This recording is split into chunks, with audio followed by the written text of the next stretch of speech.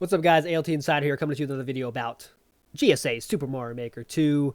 You know what I'm talking about today. Oh, by the way, I'm not covering anything up. Panga fans, he's just black screen, so love you, Panga.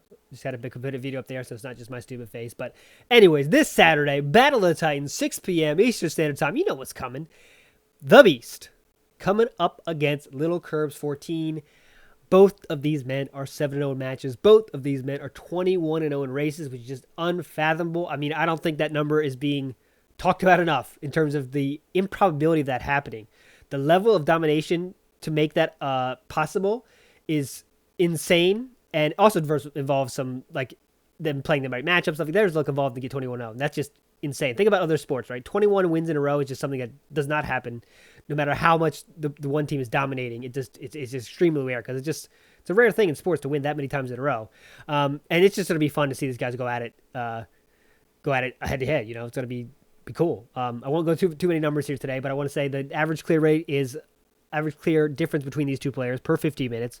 ThaBeast sitting at 8.0, second highest in the league, behind only IPK, and LilKirbs himself at 7.1, which is an amazing number in itself. So how is this going to be decided, right? What are the differences of these two players?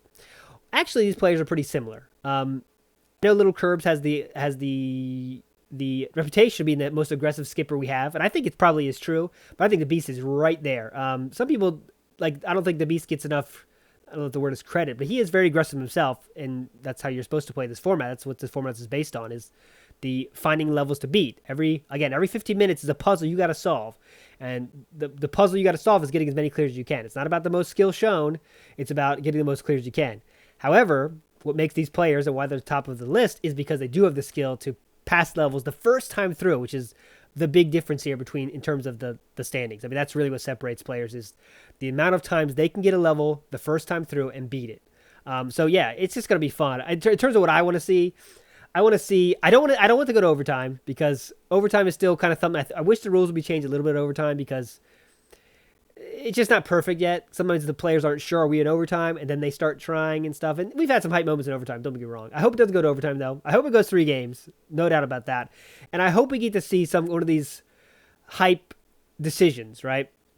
And Ryukar last week had a great one where it was in overtime. I believe it was in overtime or right before overtime. And he had a level where the ending was right there. It was kind of a mini auto-scroller. And I feel like 99% of the players would have not skipped that one, but he did, to try to get an easier one. I think it's a really, really smart skip. And I hope we can see some decisions like that, because that's what I love about this, is those strategy decisions. And that's why I'm so hardcore about keeping this rule set. Why I love this rule set is because, listen, I can talk about strategy now that I can't talk about in any other speedrunning competition besides randomizer, right? Because that has some strategy involved. But pretend I'm talking about a different speed game in terms of a tournament, and we're playing a Super Mario 64. Nothing bad about that tournament. It's a great tournament, a lot of great players. It's fun to watch. However, we can't talk about strategy there. We can talk about this is what they do, and it's who does that most effectively, right? In here, though, I can talk about the differences of the players. Now, in this case, not by accident or by random chance. These players are kind of similar in how they play, so it's less about that, and it's but if it's some other kind of game, I can't talk about any of this strategy because there is no strategy. You do the best way to beat the game, and then you try to beat it as fast as you can. That's it. Whoever doesn't mess up the most wins. That's why I'm so hardcore about this league and why I love it so much, is because there is more to it than that. And that's what I think is beautiful about this. That's why I'm so hyped about this. I know it's not everyone's on board with me yet about the skips and being like a cool thing, but it is really interesting to see about who makes the right skip decisions, who makes the right level selection decisions, and that's what we're going to see this weekend. I can't wait for it. I'm going to be in the commentating booth, thank God, because I want to be first there to see it. And I think it's going to be really cool. And I haven't been this jammed up about a speedrunning thing since probably Siglemic and Pace 2019. Just it's going to be awesome. There's such a hype there, and it's good to see the people are watching. I mean, we got a lot of viewers.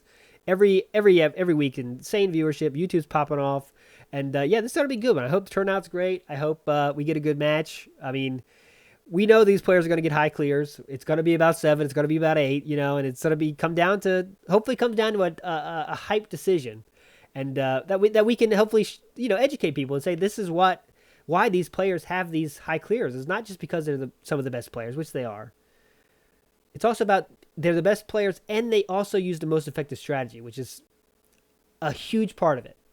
As Trihex has figured out, you know, I don't want to go, as I talked about Trihex last week, I don't want to go into that again, but he admitted he changed his strategy, and he wasn't proud of that change. He wasn't happy about changing it, but now he's starting to see. And we talked with Trihex today, earlier this morning. I talked to the Beast and Trihex for an hour about this league, and Trihex is turning around. He's like, you know what? I get it now.